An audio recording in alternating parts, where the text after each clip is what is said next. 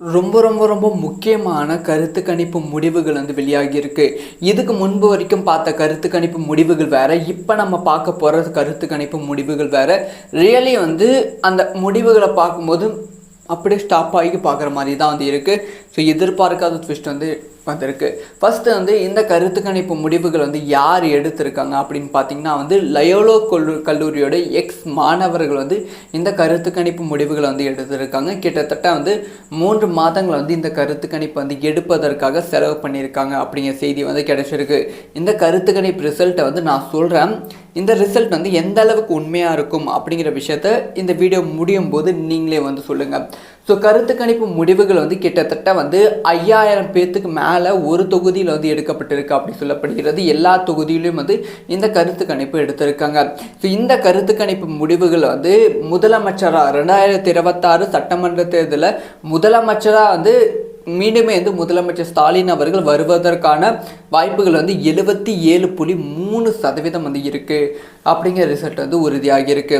So அதுக்கு அடுத்த 2வது இடத்துல எதிர்க்கட்சி தலைவராக இருக்கும் எடப்பாடி பழனிசாமி அவர்கள் 2026 சட்டமன்ற தேர்தலில் முதலமைச்சராக வருவதற்கான வாய்ப்புகள் இருக்குது அப்படி சொல்லி அவருக்கு 73% வாக்குகள் வந்திருக்கு. 3வது இடம் இதுதான் யாருமே எதிர்பார்க்காத இடம், உதயநிதி ஸ்டாலின் அவர்கள். ஸோ உதயநிதி ஸ்டாலின் அவர்களுக்கு 70% வாக்குகள் கிடைத்திருக்கு.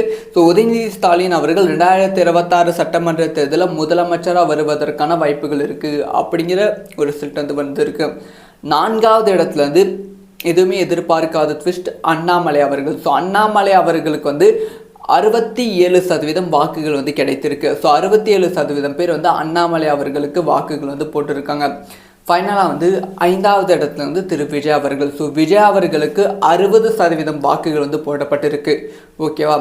அதுக்கப்புறமா கட்சி ரீதியாக பார்க்கலாம். ஸோ தமிழக வெற்றி கழகம் 3வது இடத்துல வந்திருக்கு. தமிழக வெற்றி கழகத்துக்கு 40% மக்கள் வாக்குகள் போட்டிருக்காங்க அப்படிங்கிற விஷயம் கன்ஃபார்ம் ஆகியிருக்கு. அதுக்கு 2வது இடத்துல நம்ம அதிமுகவை பொறுத்த வரைக்குமே 50%, திமுக பொறுத்த வரைக்குமே 70%க்கும் மேலே மக்கள் திமுக ஆட்சிக்கு வரணும் அப்படின்னு சொல்லி நினைக்கிறாங்களாம். 5%க்கு கீழே நாம் தமிழர் கட்சி ஆட்சிக்கு வரணும் அப்படின்னு நினைக்கிறாங்களாம்.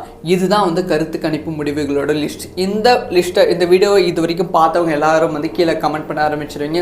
என்ன ப்ரோ 200 பேர் ஜிபேவா அப்படின்னு சொல்லி கமெண்ட் பண்ண ஆரம்பிச்சிருவீங்க. நீயும் சங்கியா இல்லை நீயும் எதாவது சொல்லி திமுகவோட இதுவா அப்படின்னு சொல்லி பேச ஆரம்பிச்சிருவீங்க. ஆனால் இதுக்கப்புறம் தான் முக்கியமான விஷயமே இருக்குது. இந்த கருத்து கணிப்பு முடிவுகள் யார் ஃபண்டில் எடுக்கப்பட்டிருக்கு அப்படின்னு பார்த்தீங்கன்னா திமுக ஃபண்ட். அதாவது திமுக சொல்லி தான் அவங்க கொடுத்த ஃபண்டில் தான் இந்த கருத்து கணிப்பு முடிவுகள் எடுத்திருக்காங்க.